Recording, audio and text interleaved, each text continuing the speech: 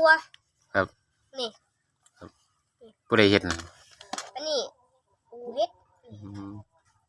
แล้วอันนี้อีหยังนี่โอ้นี่ปูใหญ่นะปูน่ะมีแต่กำมักใหญ่ๆนะโอ้กำนี่ถ้าปอกกินโอ้ยแซ่บเลยนะปอกมันกินได้น้องเขียวเบิ่งนี่มึงอันนี้ฟันมาดีต้องฟันดีนะโอ้ยยกหัวตัวอันนี้เขียวมันยากเลยกำใหญ่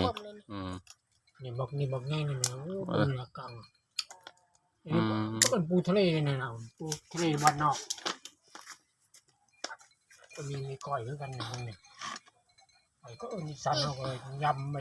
หนังหัวหนังก้อยแล้วมาถึงกระเผาพอแล้วก็ทุบแล้วก็ต้มเลยมายำแซ่บอันนี้เป็นกะร้านเนี่ยนะครับเอาเนาะซ้ำแซ่บเนาะ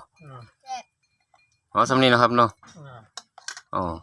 ฝากกดไลค์กดแชร์กดติดตามเพื่อกำลังเป็นกำลังใจให้สร้างสรรค์คลิปดีๆต่อไปสำหรับคลิปนี้สวัสดีครับ